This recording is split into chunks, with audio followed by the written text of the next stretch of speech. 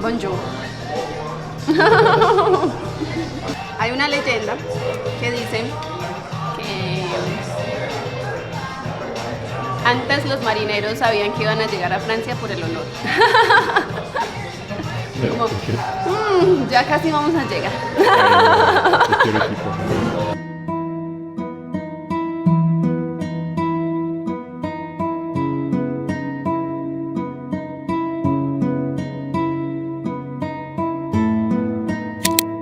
Je crois que tu montais. J'allais monter, elle vient juste de partir, je viens de l'accompagner dans le... Pourquoi tu me filmes? Ah, parce que Tu fais un podcast? j'ai envie de te poser une question. ¿Dónde van? Aquí. Ah, yo, ¿a dónde ellos? Ouais, ok. Ahí de nosotros. Bueno. Tu peux aller là. ¿Afuera? Sí, hagamos eso. Et là. Tu veux rentrer en France? Non. Absolument pas. Pourquoi tu veux pas rentrer en France?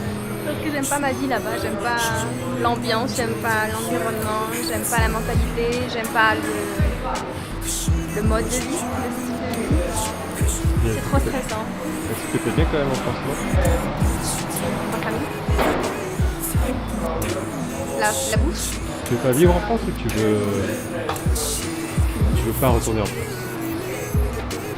Les deux. Les deux? Les deux parce que quand je suis en France, je suis pas bien. Je suis agressive, je suis stressée, je suis de mauvaise humeur et j'ai envie de rien faire. Non, en fait, je pense à ça parce que hier, je suis passé regarder les billets d'avion. Ah, et alors? En fait, quand j'ai vu acheter les billets d'avion, je me suis dit, oh la flemme de rentrer.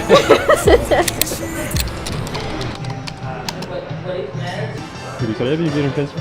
¿Cómo? ¿Te gustaría vivir en Francia? ¿Por qué? No, es una pregunta. No creo. ¿No? ¿Por qué? No sé, pues vivir para qué. No puedes vivir para diferentes cosas. Para hacer dinero, tal vez sí, un tiempo. Pero para crecer a mis hijos, no. ¿Por qué no? Porque no, porque quiero que mis hijos sean colombianos.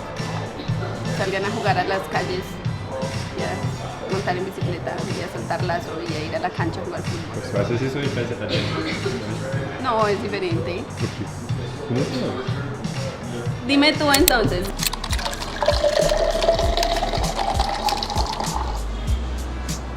Putain, j'en ai foutu partout là. J'ai essayé de faire un truc cinématique, mais j'ai foutu de l'eau partout. Du coup, ça marche plus. Du coup, j'ai une question pour toi. Est-ce que ce verre que je viens de remplir et que je viens de mettre de l'eau partout... Attends, il en manque un petit peu. Bon.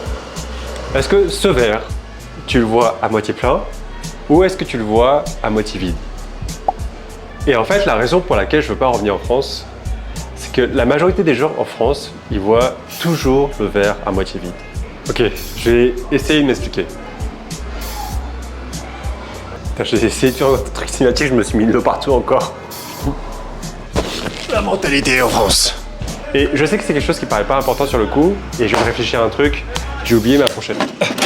Ah, je me disais qu'il y avait un truc qui manquait là. Là c'est bon, je me sens mieux avec ma micro-fourchette. Bon, je sais que tu dois pas trop comprendre ce que je suis en train de dire là, mais ça c'est vraiment l'un de mes plus gros problèmes en France. Quand je suis en France, j'ai l'impression que tout le monde regarde toujours, dans toutes les situations de la vie, toujours le verre à moitié vide plutôt que le verre à moitié plein. Et je sais que tu es en mode vas-y, je comprends pas trop ce que tu racontes là, c'est quoi le but de l'exercice, c'est quoi le but de cette vidéo, c'est quoi la leçon que tu veux nous apprendre ou quoi que ce soit. Non, c'est pas vraiment une leçon que j'ai envie d'enseigner, c'est juste que ce switch de mentalité de voir le verre à moitié plein, c'est quelque chose qui est vraiment important pour moi maintenant. Et ça paraît pas important de voir les choses sous cet angle-là. Ça paraît même, tu dois me prendre pour un idiot là. Mais je sens que ça a vraiment de l'importance dans la manière dont je prends des décisions. Quand il s'agit de prendre des risques, ou même dans des petites choses du quotidien, par exemple, que ce soit pour démarrer un projet, ou découvrir une nouvelle passion, ou même faire des choses qui sont en dehors de ma zone de confort, ou que j'aurais jamais osé faire auparavant. Ce petit switch de mentalité de voir le verre à moitié plein plutôt que de le voir à moitié vide, c'est vraiment quelque chose qui a changé la donne pour moi. Et ça, c'est quelque chose que je me suis jamais rendu compte avant,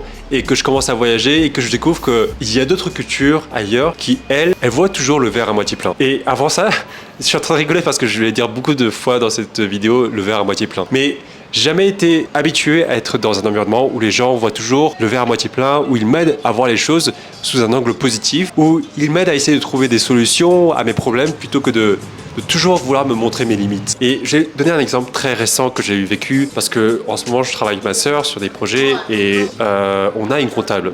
Et cette comptable-là est toujours en train de nous rappeler que c'est pas possible de faire ça, qu'il y a ces règles-là à respecter, que ça c'est pas normal ce qu'on fait, du coup il faut qu'elle se renseigne pour être sûre qu'on fasse les choses dans les règles, patati patata, et que voilà, la seule manière de faire quelque chose c'est dans ce sens-là, que c'est pas normal ce qu'on fait parce que toutes les entreprises ne le font pas. Et bon sang, mais c'est clairement décourageant de travailler avec une personne qui est toujours là pour nous rappeler nos limites et qui est jamais là pour nous proposer des solutions. Et ça, c'est vraiment l'ambiance que je vis à chaque fois que je retourne en France ou à chaque fois que je voulais commencer quelque chose en France, c'est qu'on me faisait toujours voir mes propres limites plutôt que de me donner des solutions. Et c'est vraiment quelque chose qui est dans la culture française. Tout le monde est pessimiste. On a l'esprit critique facile. Et à chaque fois que je suis avec des Français quand je voyage, ils ont tellement la critique facile vis-à-vis de tout. Ils aiment se moquer des gens qu'ils voient dans la rue. Ils se moquent de comment les gens ils se comportent. Ils pensent qu'ils savent les choses mieux que les autres. Et parce qu'il y a cette culture de la critique en France, je crois que tout le monde a peur d'échouer. Et il y a véritablement une honte qu'on porte à l'échec. Il y a une tendance à vouloir se moquer de ceux qui veulent travailler dur et réussir. Et ça crée un climat qui est moins propice à l'innovation et de faire des choses qui nous tiennent véritablement à cœur. Parce que du coup, les gens, ils ont peur de prendre des risques parce qu'ils ne veulent pas se taper la honte ou parce qu'ils pensent que c'est pas dans les règles, parce que c'est pas normal ce qu'on fait. Et c'est vraiment une attitude qui est démoralisante quand tu es en France. Quand j'ai commencé à voyager, quand j'ai commencé à réaliser des choses, quand j'ai commencé à faire des choses et à faire des erreurs et ensuite à apprendre de mes erreurs et que j'ai commencé à parler à plus de gens, en fait tout ça, ça m'a donné une perspective différente par rapport aux personnes qui te limitent. Et ce que je me suis rendu compte, c'est que tout le monde parle de sa propre perspective. Ceux qui te disent que tu n'y arriveras jamais ou que c'est trop bizarre ce que tu fais, ou ils le disent en fait en se basant sur le fait que eux, ils n'y arriveraient jamais, sur leurs propres limites en fait. Et en fait, ces gens-là, ils parlent de leur propre perspective, ce qu'ils connaissent eux, de leurs propres limites, de ce qu'ils pensent être juste ou non. Quand j'ai dit que je partais en voyage, personne ne me croyait et je suis parti en voyage durant 3 ans. Et quand je suis arrivé en Colombie, si j'avais écouté les autres gens avec qui je voyageais, j'aurais jamais cru que je serais un des danseurs de bachata ou de zouk brésilien qui serait super bon et que je serais un des danseurs que les filles viennent chercher pour danser. Quand j'ai commencé à faire des vidéos sur YouTube, si j'avais écouté les commentaires que j'ai reçus, si j'avais écouté mes parents, j'aurais arrêté. Et j'aurais jamais cru qu'au bout d'un moment, il y a des personnes qui commencent à venir me chercher pour faire des vidéos et surtout qui commenceraient à me payer pour ça. Et c'est ça en fait, en France, surtout à l'école, on nous apprend que les erreurs, c'est une source de honte et d'échec. Mais le truc, justement, c'est qu'en voyageant, et surtout en travaillant sur mes propres projets, et en fait, parmi tout ce que j'ai fait, il y a un truc que j'ai véritablement compris. Et c'est quelque chose qui m'a permis de me libérer totalement du jugement des autres, des gens comme mes parents qui ont des doutes sur le fait que je vais réussir, et des gens qui me disent de prendre un chemin normal ou de ne pas faire les choses différemment, de faire comme tous les autres parce que ça marche. C'est d'accepter que l'idée de se planter, ça fait partie du processus d'évolution et d'apprentissage. En fait, quand tu te plantes et quand tu échoues, tu vas avoir des informations sur ce qui marche ou ce qui ne marche pas. Et maintenant, du coup, j'ai jamais peur de commencer quelque chose parce que je me dis toujours que la phase d'apprentissage au début, quand tu es débutant, c'est normal de se planter souvent. Mais plus je me plante souvent, plus je vais avoir des informations qui me permettent de m'améliorer et plus je vais avoir des retours d'expérience de mes professeurs, des personnes qui m'aident, des personnes qui m'encouragent, plus je vais avoir conscience de ce qui est pas bon ou de ce qui est bon et de comment les choses elles peuvent fonctionner. Maintenant, je crois que j'ai beaucoup moins de honte par rapport au fait d'être un débutant dans quelque chose ou de commencer à quelque chose parce que tout le monde est mauvais au début de toute façon. Véritablement, c'est un mindset qui a changé depuis que j'ai commencé à faire des choses par moi-même plutôt que d'attendre le bon moment pour me lancer et d'avoir toutes les informations. Et c'est pour ça que maintenant je crois véritablement que ce qui m'importe et pourquoi je ne veux pas vraiment retourner en France, c'est que je veux être dans des environnements où les gens ils m'aident à voir les choses, où ils voient le verre à moitié plein. Parce que les gens qui sont comme ça, ils t'aident toujours à pousser tes limites, ils t'aident toujours à aller plus loin et à te faire progresser. Bref, du coup, j'avoue que quand j'ai commencé cette vidéo, je ne savais pas par où commencer parce que je me suis dit je ne veux pas retourner en France parce que l'une des raisons aussi pour laquelle je ne veux pas retourner en France, c'est parce que le coût de la vie en France il est trop élevé et en France concrètement je pourrais pas avoir le temps libre que j'ai actuellement pour me consacrer à tous mes projets personnels et vraiment faire ce que j'ai envie de faire moi. Je devrais travailler 40 heures ou 50 heures par semaine pour quelqu'un d'autre dans un autre travail pour avoir à peu près le même niveau de confort de vie que j'ai actuellement ici et tout le temps libre que j'ai actuellement ici. Bref, du coup, l'une des raisons, c'est parce que la qualité de la vie, quand tu es en Amérique latine ou surtout en Asie, ben, c'est que la qualité de vie est 10 fois meilleure que celle que tu as en France. En France, je me souviens quand j'étais rentré en janvier, l'été dernier, mon Dieu, mais j'ai commencé à travailler et tous les jours, je perdais au moins, parce que je prenais le train, tous les jours, je perdais au moins 3 heures s'il n'y avait pas de grève. S'il y avait les grèves et tout ça et des problèmes de train, parfois, je restais pendant 2 heures dans le train. Et c'était pas genre une fois par mois, c'était presque toutes les semaines, il y avait un retard de train, quoi. Et ça, c'était l'une des choses qui me rendait... Ah, j'en pouvais plus, quoi. Et ici, par exemple en Colombie, si je veux aller quelque part, je prends un Uber, ça coûte à peine 2 balles, 2 euros. Quand je dis 2 balles, 2 euros.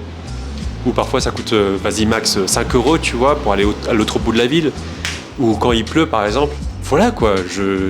La vie est plus simple quand tu vis à l'étranger, même avec un petit salaire. Je gagne pas des 1000 et des 100, hein, je gagne... Putain, c'est une expression bien française ce que je viens de dire là. Je gagne pas des 1000 et des 100. Après, il y a d'autres trucs aussi pour lesquels je veux pas rentrer en France. J'adore la France. Hein.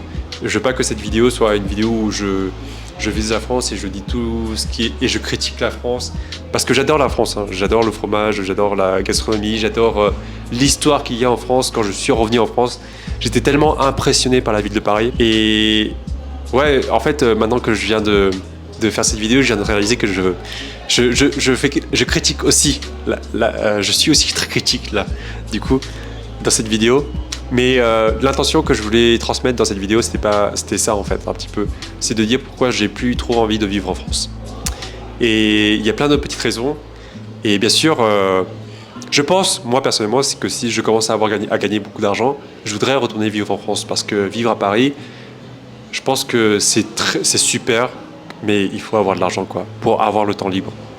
Bref, et j'adore la France l'été, c'est pour ça que je rentre en France cet été. Et bref, du coup, j'ai coupé cette vidéo parce que je crois que j'ai trop parlé là. Et bref, voilà. Et que je sais pas comment terminer cette vidéo. Dites-moi ce que vous pensez de ce que je viens de dire à l'instant dans cette vidéo. Dites-moi si vous êtes d'accord ou pas avec ça. Et je vous retrouve demain pour une autre vidéo. Salut les gars, ciao et prenez soin de vous.